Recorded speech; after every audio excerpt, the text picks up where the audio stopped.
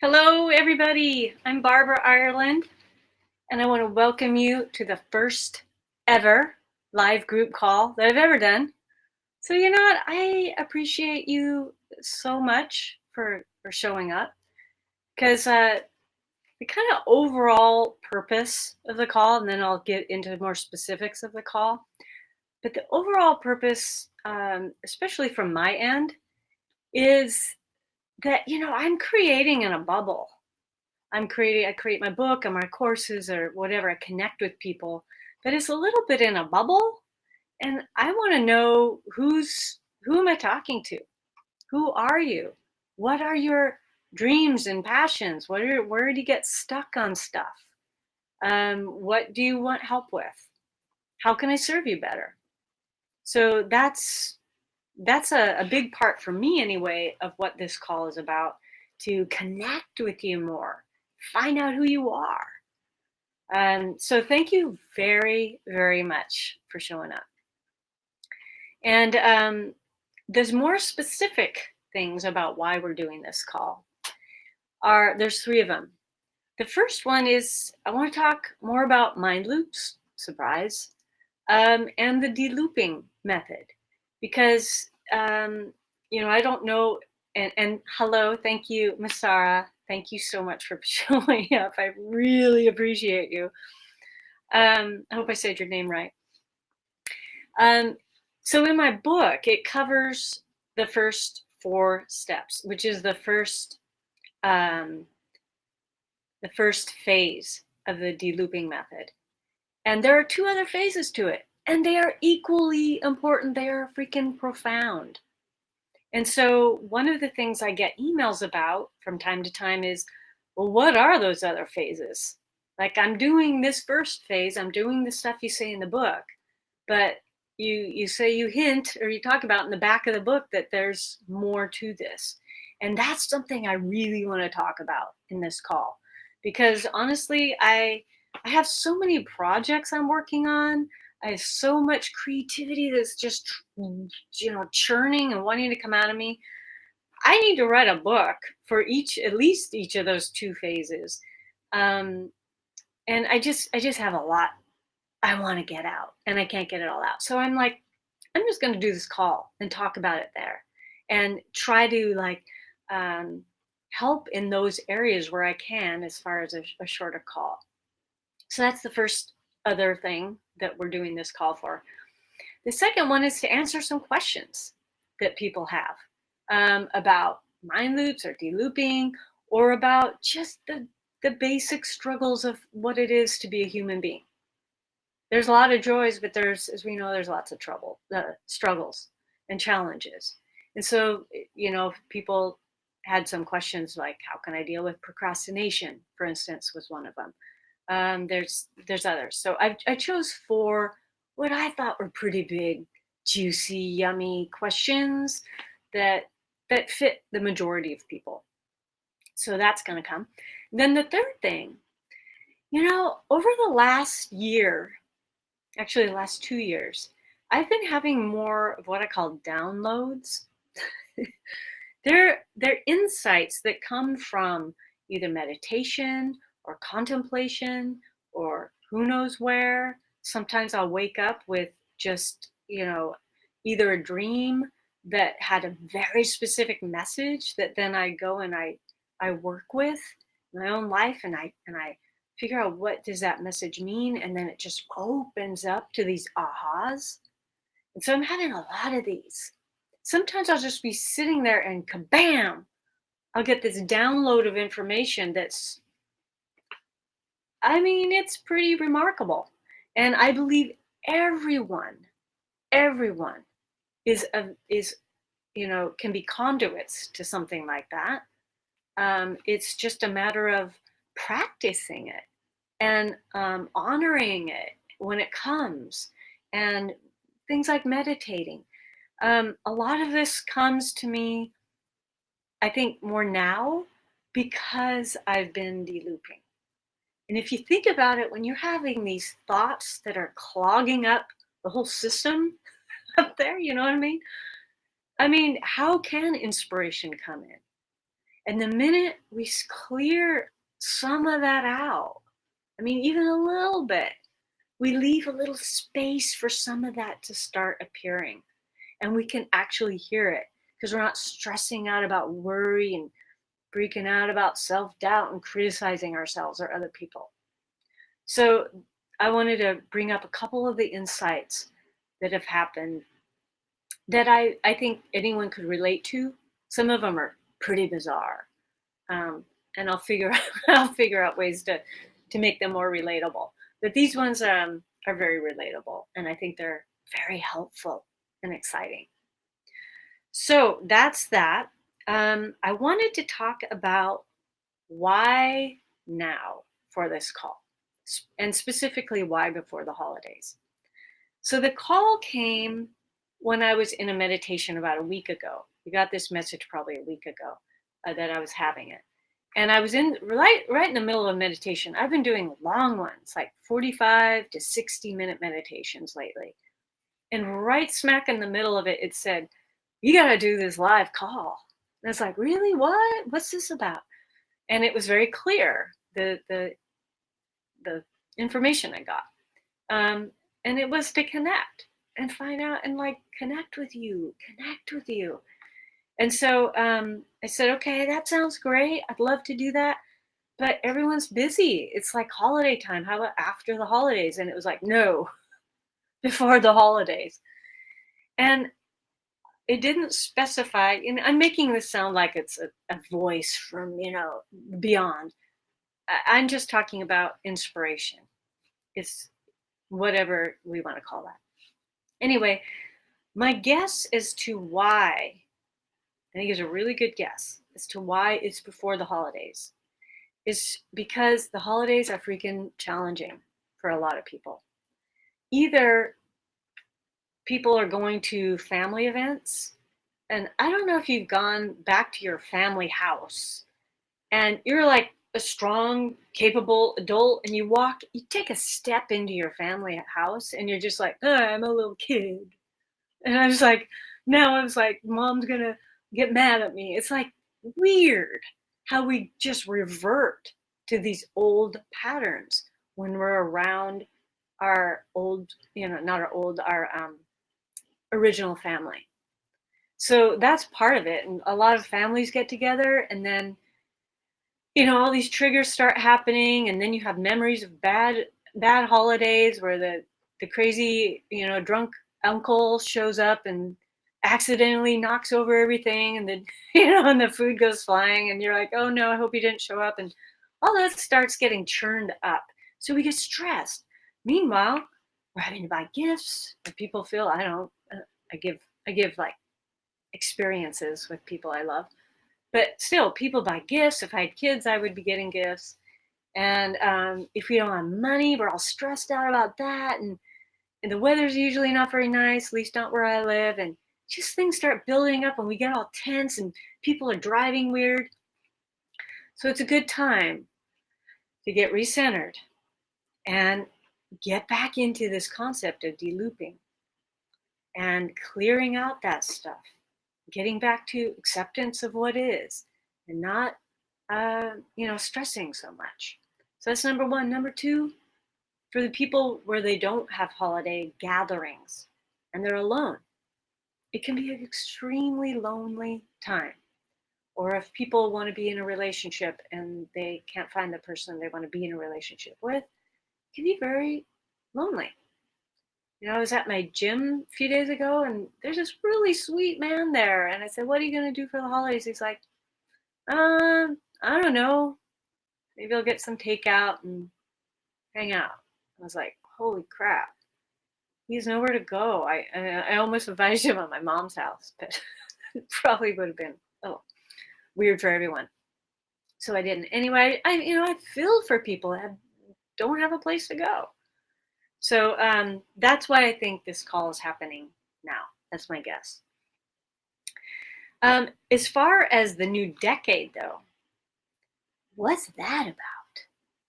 I mean, when I think about this, let me ask you this. Are you okay with bringing your old stories and your old baggage and your old triggers into a brand new, spanking, fresh decade? Yes or no? I think there's something there. I want it to go too. So that's another reason why I think this call is happening now. Now, Masara, since it's you and me talking right now, my friend, thank you for being here. Do you know about my background, about my near-death experience, how the whole mind loop thing came up? Okay, good. I'm going to give a brief overview of that. And what happened is here I was singing. I was a singer. I had a whole different life going on in 2010. And then I had this near-death experience. I was at this camp where, you push your boundaries and you develop courage and you build your self-esteem and you do all these things because you're facing scary things every day. Well, I was doing really well until the last day when I went too far. My body couldn't handle it anymore. There was sleep deprivation, and I mean hardcore emotional and physical trials for 4 days, and then this was the fifth day. So my body was just like, I've had it. And I basically had a near-death experience from a combination of heat stroke, because it was an endurance thing out in the sun, and combined with something called hyponatremia, which is when all the sodium goes out of your blood, or a lot of your sodium goes out of your blood, and your blood pressure crashes. I was sweating all week doing this physical stuff. I was drinking tons of water so I wouldn't be dehydrated. Yeah, oh my God. And so all the sodium was washing out of my blood. And so the most extraordinary, it was terrifying as hell, let me tell you. But the most extraordinary thing about this was I had a 4-hour life review while I was on that teetering between life and death place. I didn't cross over. I wasn't that kind of near death. It was on the edge. And it was a 4-hour life review where it kept showing me these scenes from my life, and then it would freeze frame, and this voice wasn't my normal inner voice. Some voice said, "What were you thinking right then?" And I remember what I was thinking, whether or not I said whatever it was in that moment. I said it out loud, what I was thinking. As soon as I would say that, that image, that scene would go away, and a new scene from my life would go on. And same thing, it would stop and it would say, when you turned your head and looked down, what were you thinking right then? And it just kept going on for 4 hours. And at the end of the 4 hours, I was given a choice to stay or go, to stay in my life, in my body, or to go. And I want to tell you all right now, that was a hard decision. You would think it was like, oh no, I'll go back. But actually a lot of my near-death experience friends were not given that choice. And they were mad that they were told it's their time to come back here. That's how freaking amazing it felt on that other side. So if anyone has fear of death, I'm just going to say my point of view, and anyone I know that has gone to the other side and come back. Personally, I have zero fear of death. I'm not really looking forward to the point up to death, like if there's sickness or suffering or anything like that, or car wrecks or any whatever. But that moment, it's freaking amazing. The vibe over there, the love is indescribable. Almost brings tears to my eyes, okay? So anyway, I I asked questions, and based on those questions, I decided to come back. And I'm glad you heard that from other people too. Yeah, it's pretty cool. It's very cool. Um, when I came back, though, I thought about that 4 hour life review and what were all those questions about? And I realized they were about my thoughts, and specifically negative thoughts that are looping in my head that I get jammed on. You know, it's like it jams up my whole system. And I start worrying and self doubting and self criticizing. And you know that term earworm? When you get like the worst commercial jingle stuck in your head or some song from the 80s, and it's just like going on and on. And that's an earworm. Well, anyone that's had a mind loop knows that's like an earworm. um, it just won't leave. It's not something you can say, oh, turn off and go away. Similar as the earworm. We can't get those things out of our head. So that's when I began all my study about neuroscience and cellular biology and where are our emotions, why are we getting triggered, and what's depression and what's anxiety, and how do we stop all this crap so we can start allowing the energy to flow more joyfully in our lives. So that's what I committed, dedicated basically my life to now. And my personal life changed so dramatically after I started de-looping that's why I wrote the book. That's why I'm doing the workshops, and that's why I'm doing this call. So that's my background. Um, so let me see. How many of you have either read my book, or gone to a workshop of mine, or watched some videos so you know kind of what mind loops are, what the de-looping method is about? I'm curious because I don't want to. Okay, kind of a mix. Make it brief. So mind loops are when we have a negative thought, but it's not one that goes in your head and out. It gets stuck. It's looping either in our mental, consciously or unconsciously, or it gets stuck as an emotion in our body. And that is, we know when we have those, when someone said something and we're just like, kabam, triggered with anger or sadness or guilt, or we can feel something churning inside our body um, based on something that happened outside. That's when it's triggered something inside that's been stored from usually long ago. That's where our rejection issues come from. That's where our guilt. There's all sorts of things that get triggered. We know that. Yes, adrenaline for sure. With mind loops, one thing I didn't mention in the book is where I believe they start from, where they even begin. You know, when we're children, our our literal brain waves are in a completely different speed than they are when we're adults. So from 0 to 2 years old, our brain states are in what's called a delta range, which for an adult is sleep.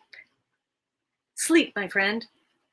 But we're walking around as little babies until 2. We're in this state of such slow brain waves that, I mean, no wonder babies are in like this kind of beautiful altered reality. So that's 0 to 2. From 2 to 6, they're in theta brainwave, which is just a step higher than delta. It's like a really deep hypnosis or a crazy deep meditation level of brainwave. It's extremely suggestive, as you know from hypnosis. Then there's from 6 to 12, there's alpha. And that's considered the bridge between the unconscious or subconscious brain mind and the conscious mind, which is beta. That's where all of us are in most of our daily living as an adult after age 12. So from 0 to 12, we are in these extraordinarily suggestive brain states. And there's an evolutionary reason for that. And the reason is because we're having to learn a lot of stuff. We're having to learn language, walking, how to walk, how to use a fork. I mean, how to run and sing and go to school and all these things. How to deal with people, how to share. All these things we have to learn. And we can't, if we were relying on our conscious mind to learn all that, we'd be just a disaster. Because you know what it's like to learn a foreign language now as an adult. It's hard because it's like this memorization and you just can't remember it. But as you know how it is when you're a kid, you just pick up languages quickly because it's going into your subconscious. Your conscious mind isn't even having to think of all this. So that's why we're in these slower brain waves. Now that's awesome for learning, but what happens when even the most well-meaning parents are trying to teach us right from wrong, good from bad, what's a good girl, what's a bad girl, boy, whatever? Well, all those statements that we heard about ourselves start getting put into our subconscious because we're in these very slow brain states. Those are the things that I believe become our mind loops. It's our early programming that's being generated when we're between, very young, 0 to 12 or 0 to 7 is when most of them start being developed. So I just wanted to bring that up because I've never put that in the books, but maybe that gives some more information about what mind loops are and why they're hard to dismantle, but not impossible, because we have this beautiful brain that is plastic, not meaning, of course, plastic that you recycle, but the plastic meaning it's moldable, it's changeable.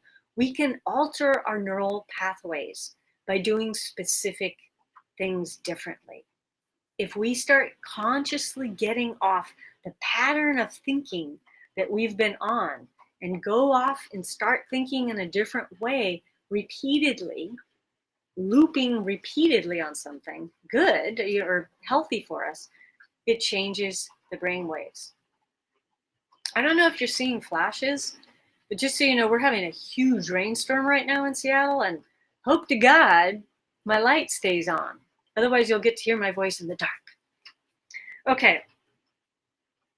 So these loops feed each other, and it creates what I call the cycle of mind loops. And it's a really bummer cycle. We start with a thought. The thought leads to an emotion, and the emotion leads to behavior, leads to action. And 99% of the time, as far as I can see, that action will then reinforce the original thought. I'm not going to go through a whole example of that, but that's the whole concept here. So the delooping method is all about finding insertion points in the thought processes, in the thought patterns. How do we stop that thought pattern? Or in the emotional place, where do we release the emotional trigger so that doesn't continue this cycle? Or you can change your action, your behavior patterns, addictive behaviors, for instance, and that will start changing this whole system. It's like this whole system that we have going on, mostly unconscious. So that's what the delooping method is about. Now, the first phase, yes, and I agree. I know what you're saying about childhood. There's a lot of stuff in there in the childhood that area we need to de-loop. So the first phase of this de-looping method is what is in my book. And it talks about the neural pathways like I was just talking about. So I'm not going to go into that too much. It's 4 steps. But the second phase and the third phase I want to talk a little more about because it's not in my book. So the second phase is about clearing out the emotions that are in the body. And it has been one of the most profound things I've been doing for myself this year, because I've been really focusing on this in my meditations. Something you can do anytime, but it's really cool during meditation. And it's about finding in your body where the trigger lies. Where, for instance, if I get home, I got home a few weeks ago and I was really disappointed about something. I can't remember what it is right now, so I'm sorry I can't give you a specific, but I remember it was disappointment. And I was like, I'm really disappointed. And then I'm like, oh yeah, I can de-loop this. And so all it is getting quiet for a moment and feeling, where is that disappointment in my body, in your body? And allowing it to exist, allowing it to be without trying to fix it, without trying to push it down or deny it or do anything with it. Just allow it to be, honor it. And, sometimes, sure, there's crying sometimes, but usually for me, it's a yawn. It's like an energy gets released when I do that, and it comes out in a yawn. Sometimes a burp. Yeah, sometimes I'm here burping by myself. But it has nothing to do with food. It's the emotional release that starts coming out. So that's what the second phase is about. I'm thinking, I've been doing this on I have tight muscles sometimes on my shoulders. I've been releasing those during meditation, and all this stuff comes out. It's jammed in there. When we don't allow ourselves to feel this stuff, it festers, my friend. It festers. And it festers in emotional triggers. It festers in illness. It festers in back pain, headaches, all sorts of things. It's like it's literally like a loop, like the mind loop, but it's energy.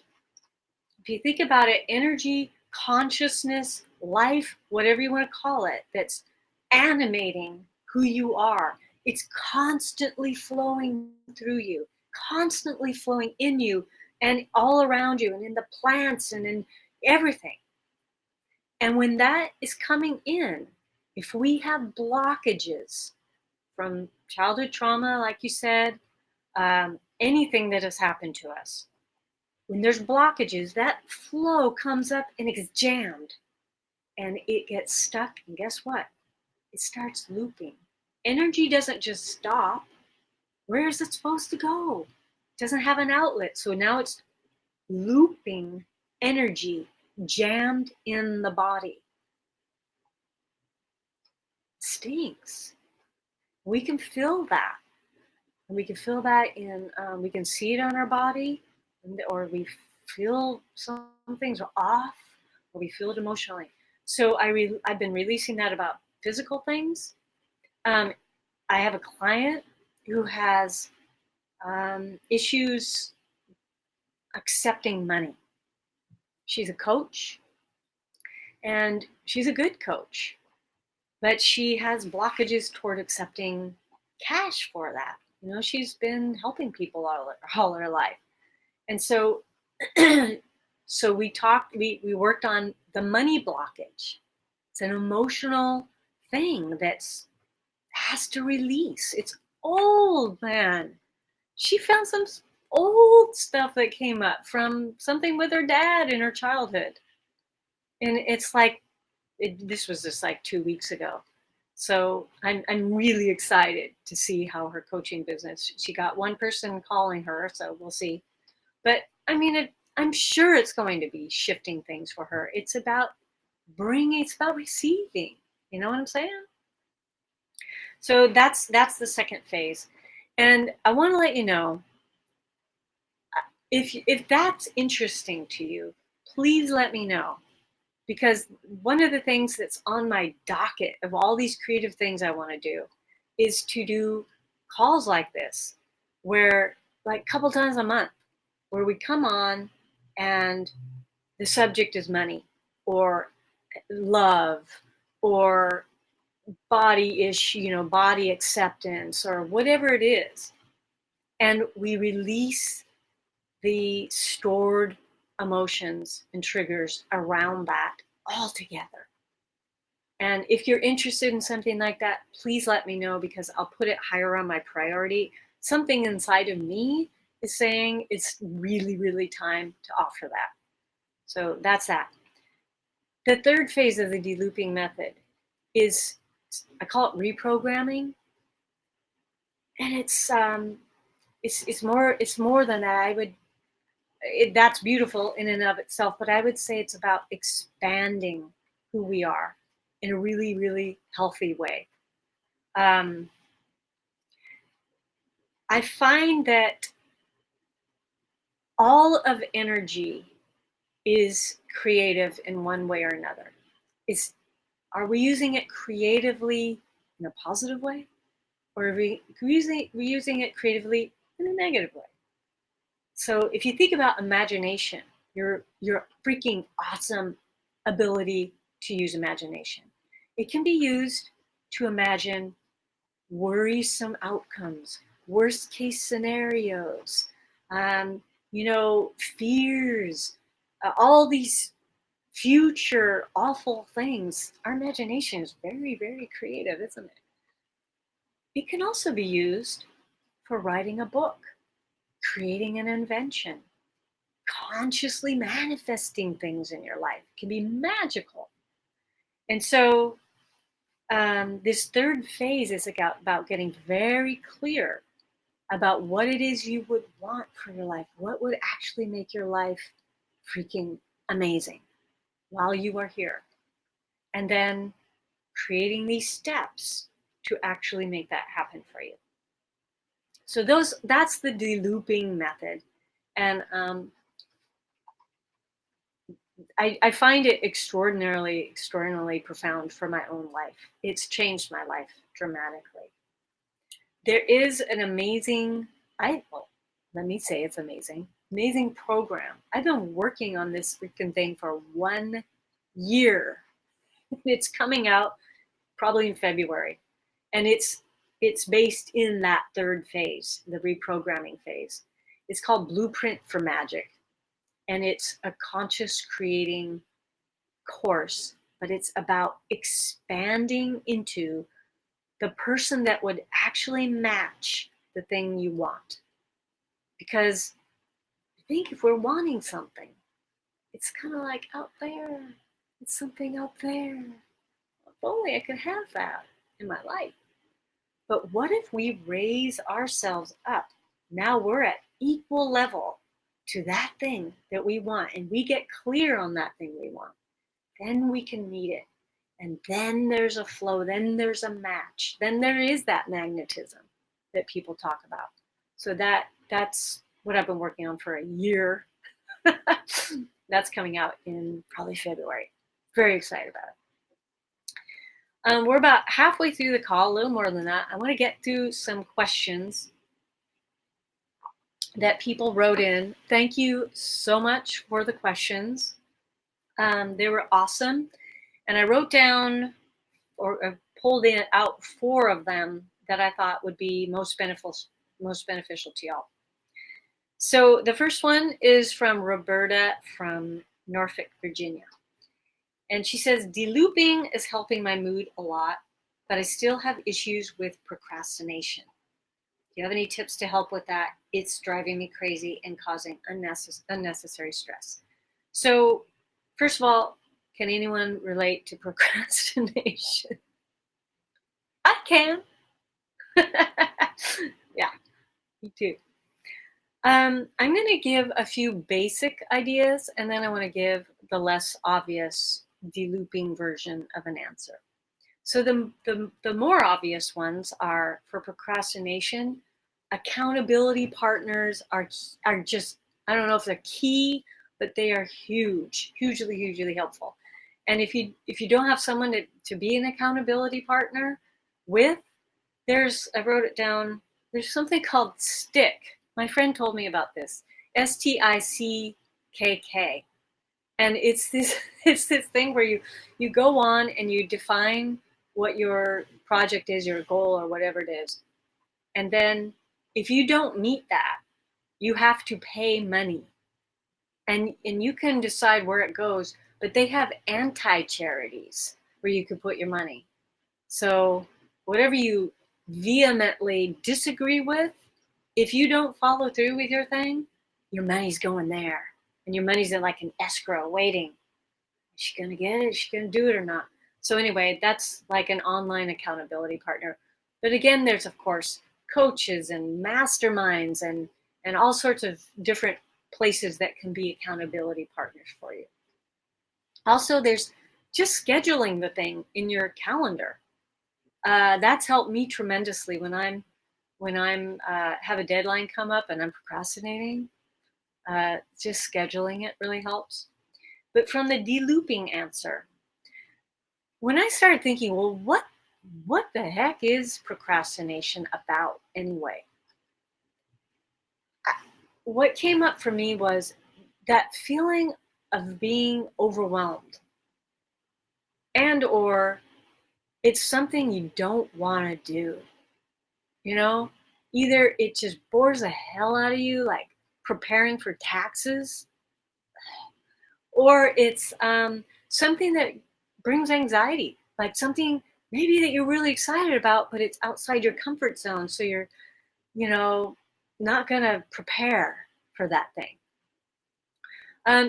Whatever any of those things are, from my long description of the second phase of de-looping, you can tell that's probably something stored in the body that's getting triggered and you don't want to feel it.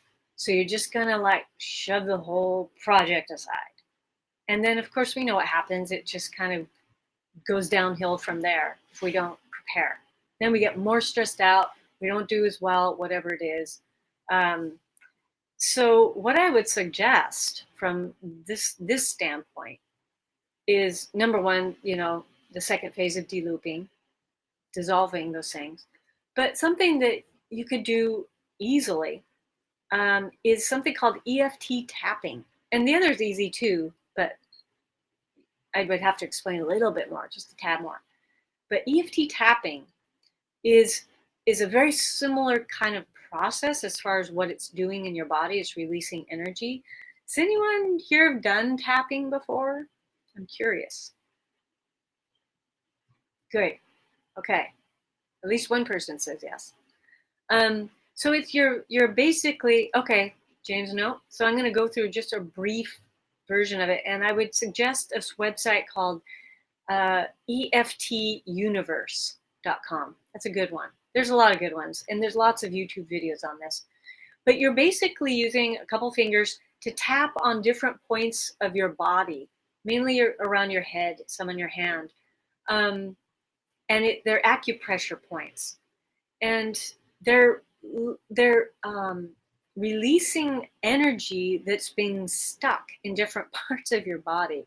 And I know that sounds wacko, woo-woo, but there's all these studies, professionally done research studies on this and how it's helped people like PTSD.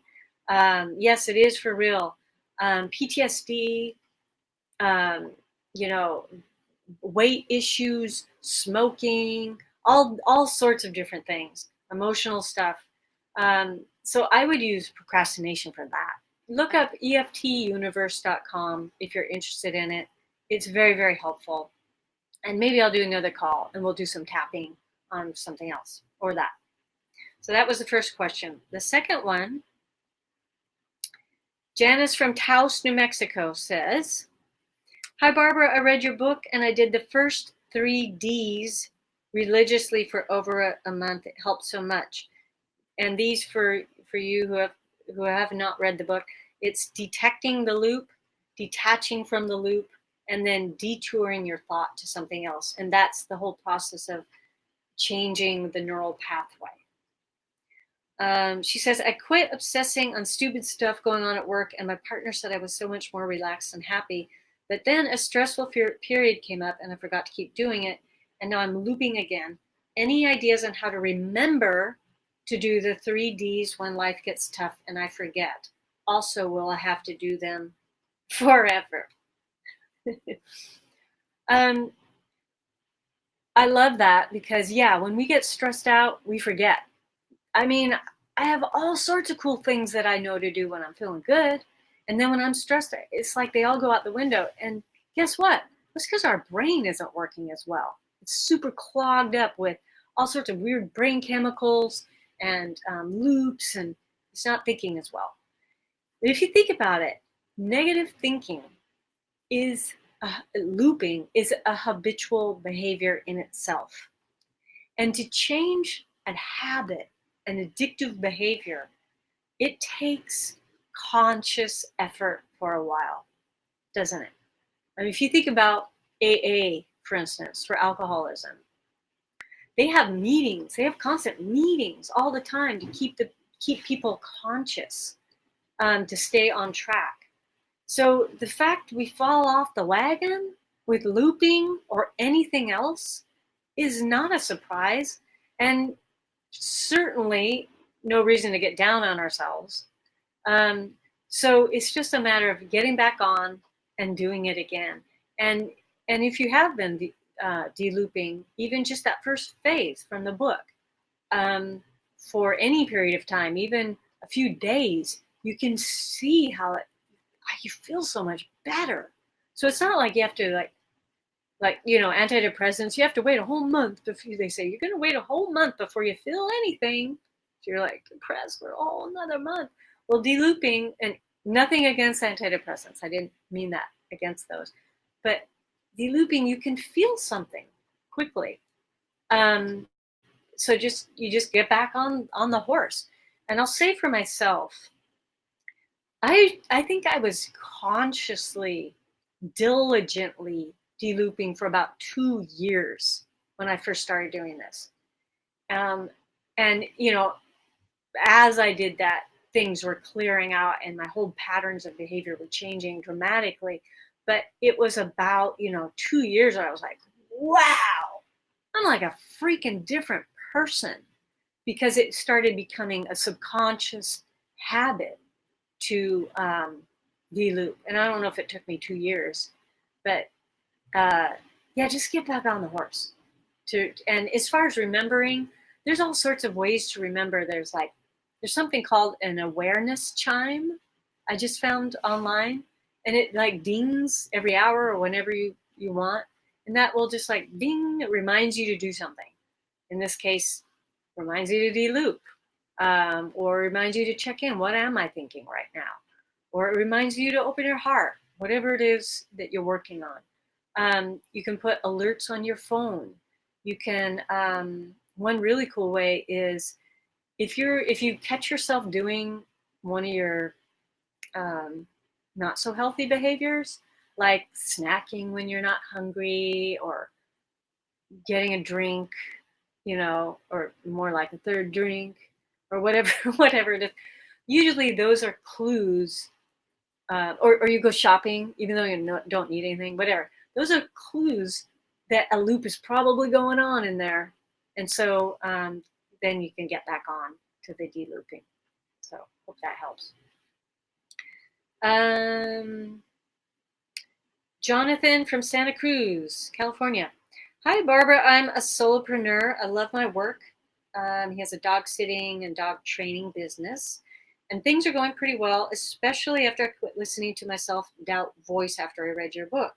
One area I still get stuck in is in making decisions. As a solo business owner, I have a lot of decisions to make and no one to bounce options off of. My thoughts go crazy analyzing the pros and cons, and I get stuck in a decision-making loop. How do I break out of that? Anyone else have trouble making decisions? I'm a solopreneur, or almost solo anyway.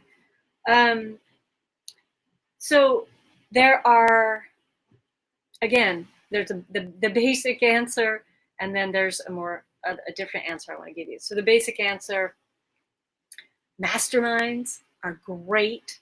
Meetups with other entrepreneurs. Any one of your really smart friends that kind of understands your business or business in general, you can bounce ideas off of. So that's like the normal answer. The deeper answer I want to tell you is my favorite way to make decisions.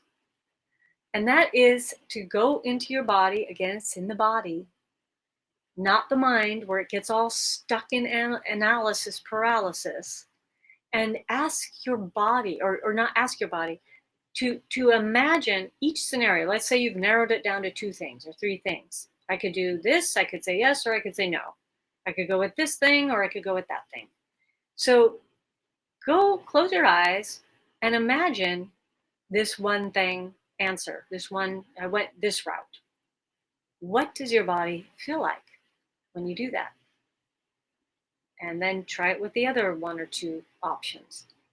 And what you're looking for is, does your body feel light? Do you feel expansive? Even if a little bit anxious, a little nervous, because maybe it's expanding out of your comfort zone. But can you feel that kind of expansion and lightness and kind of like, ooh, that's kind of good feeling? Or does it feel heavy?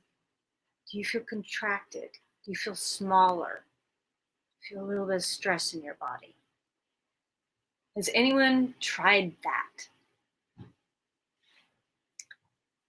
I dare you to try that. Actually, I suggest it because it's so great as far as making decisions, to get out of the mind and back into the body, into the heart.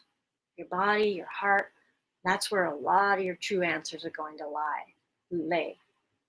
So that's that question.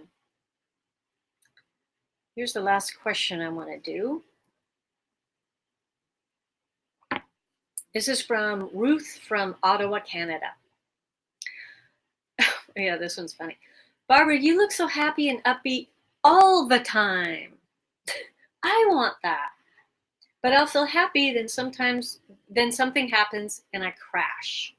How can I maintain my feelings of happiness, at least for longer periods of time? And is a continual state of happiness even possible? Well, first of all, no, I'm not happy all the time, but I will tell you, a lot of the time, I feel extraordinarily blessed and fortunate to be alive, to have had my near-death experience, so that I could start de-looping myself. I have friends that tell me, you're like a different person, which I don't know if that's a compliment or not. But anyway, you get the gist. I'm feeling really, really good most of the time.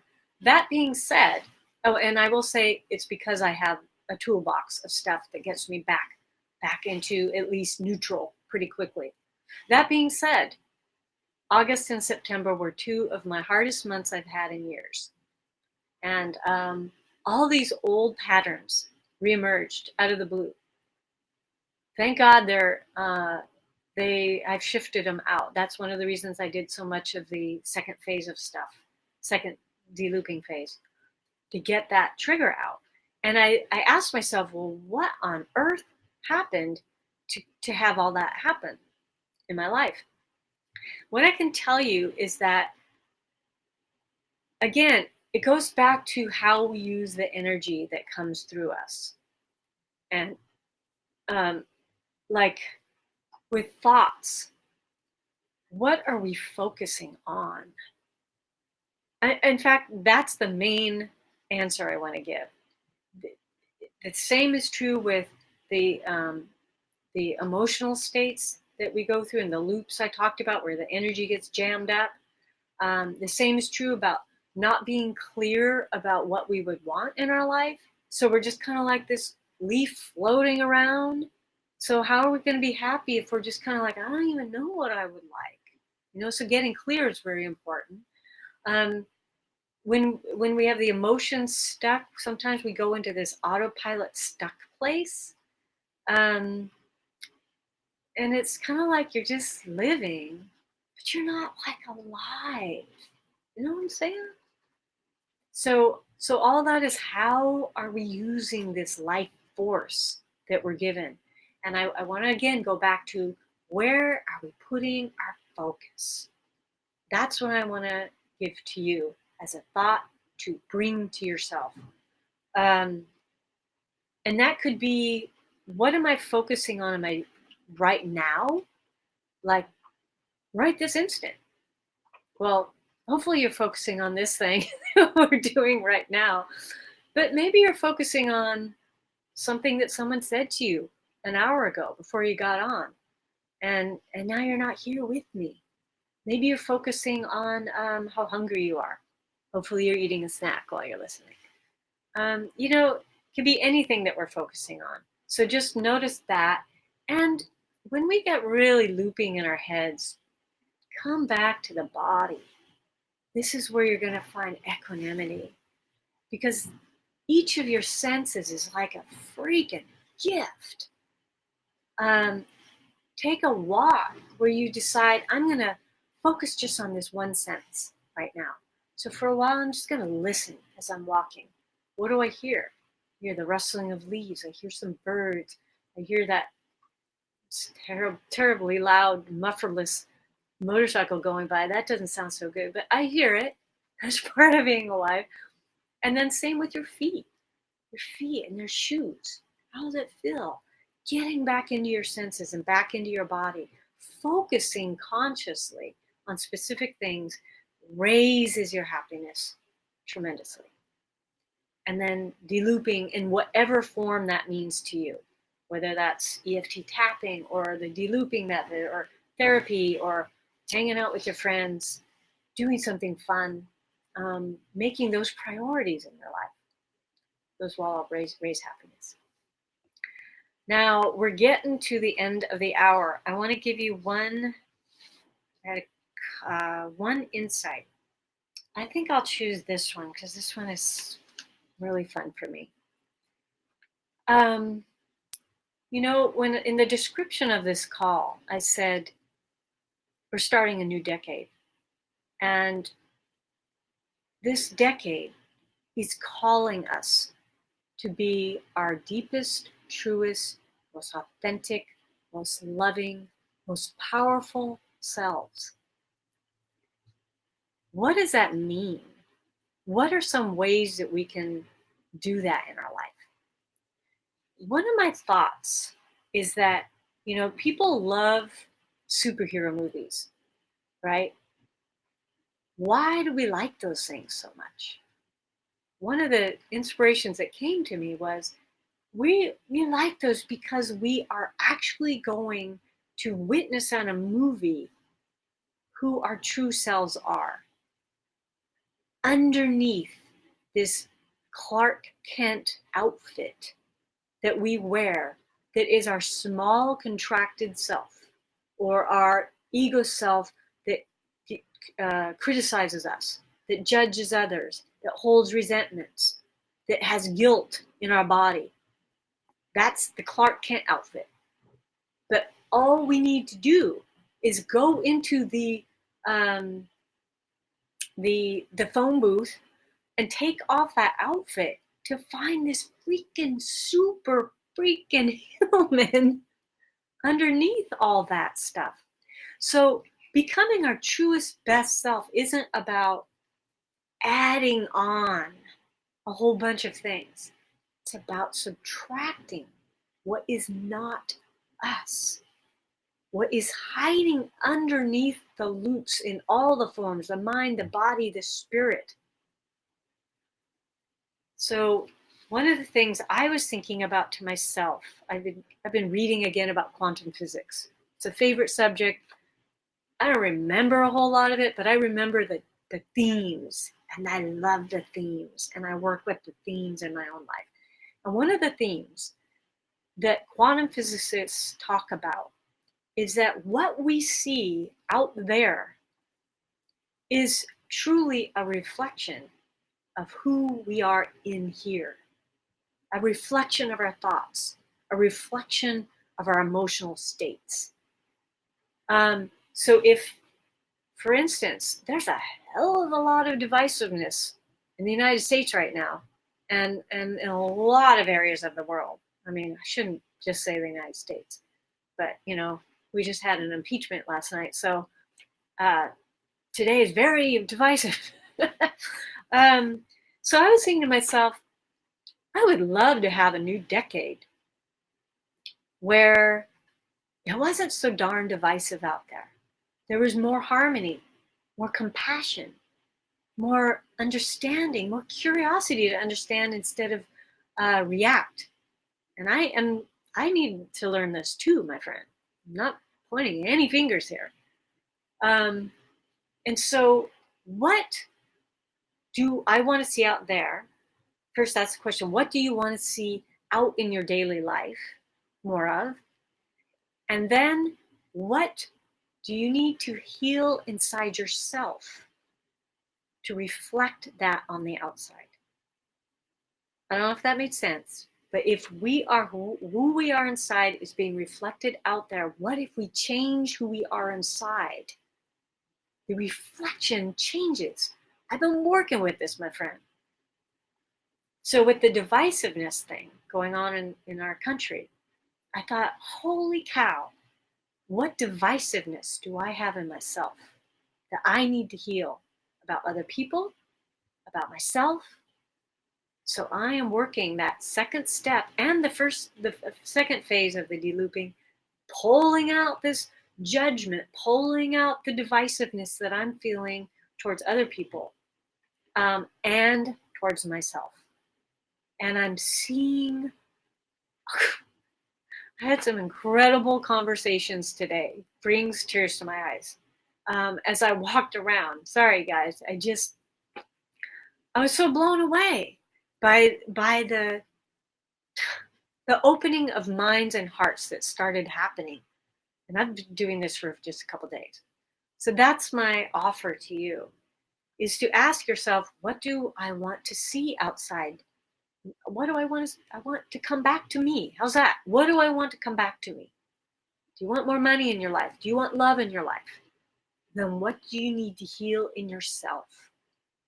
A sense of value so you can receive money, a sense of self-love so you can experience love out there. So that's the one of the insights I wanted to give. And then that thing about the superhuman thing, it's the pull off as much as you can of the old story so that your freaking gorgeous self, true self, can bloom for this new decade. So that's what I wanted to cover with you today. I am super appreciative that you're here. Thank you so much for joining me. I am thrilled to connect more with you. I would love to do more of these. I would love to do, the second phase of delooping with you if you're interested. Let me know. I'm going to put a post on the Mind Loops Facebook page. And maybe my team member Elizabeth can put the link in there into the chat area if you're not part of that Mind Loops Facebook page.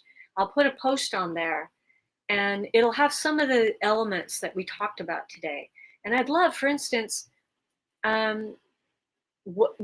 this last piece I talked about. What do you want to see outside that you're willing to change inside? And I want to add one more thing to that. What one action can you take that will demonstrate your shift internally that you want to see reflected outside? I don't know if that made sense. I'll make it clearer in the Facebook page. But I would love it if you wanted to experiment with that and tell us What do you want to see out there? What are you changing inside? And then, what one action are you willing to take to start seeing that change? So thank you so much for showing up. I honor you. I honor your curiosity, your willingness, your openness to be on this call, to do de-looping, to be self-aware. Um, I'm just really grateful for you. And the new decade is going to be very much more beautiful because you're in it. So thank you so much. And we'll talk later.